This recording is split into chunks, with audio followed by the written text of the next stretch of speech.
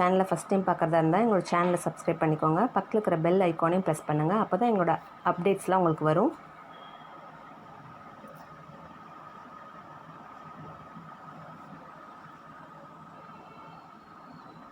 இன்றைக்கி நம்ம வெள்ளை சோளம் பயன்படுத்தி ஒரு பணியாரம் பார்க்க போகிறோம். வாங்க எப்படி பண்ணுறதுன்னு பார்க்கலாம்.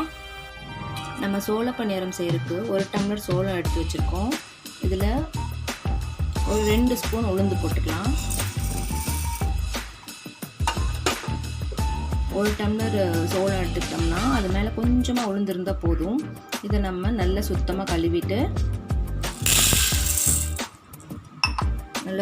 கழுவிட்டு ஒரு நைட் ஃபுல்லாக ஊற விட்டுடலாம்.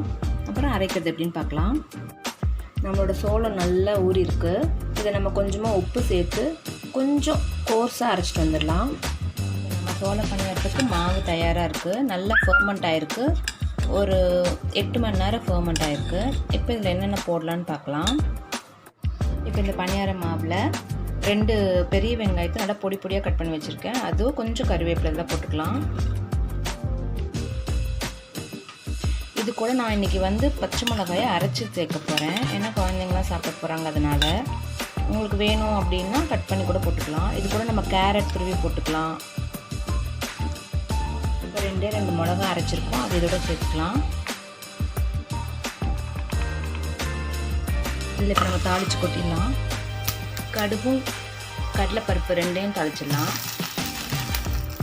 இப்போ நம்மளோட பணியார மாவு தயாராக இருக்குது. இதில் நம்ம விருப்பப்பட்டால் எல்லா வெஜிடபிள்ஸ் கூட கட் பண்ணி போட்டுக்கலாம் பொடி பொடியாக. ரொம்ப டேஸ்டியாக இருக்கும். இப்போ வாங்க பணியாரம் எப்படி பண்ணுறதுன்னு பார்க்கலாம். ஒரு பணியாரக்கல் சூடு பண்ணியிருக்கோம். மாவு கொஞ்சம் கொஞ்சமாக எல்லாத்தையும் ஊற்றிடலாம்.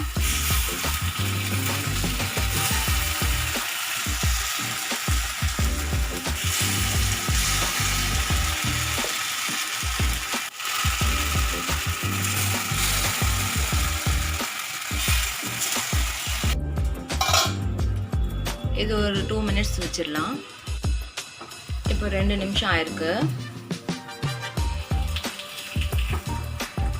இந்த மாதிரி கோல்டன் கலர் வந்தோன்னே எல்லாத்தையுமே திருப்பி போட்டுடலாம்.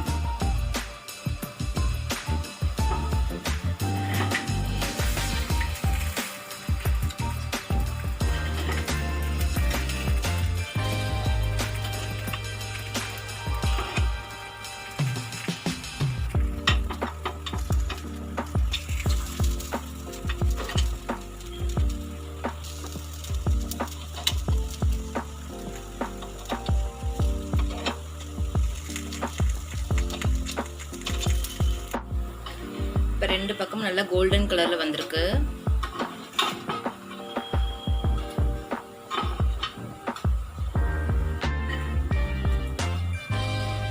நம்மளோட சூப்பரான வெள்ளை சோள பணியாரம் தயார். நீங்களும் இதை ட்ரை பண்ணி பாருங்கள். உங்களுக்கு பிடிச்சிருந்தா ஷேர் பண்ணுங்கள். தேங்க்யூ.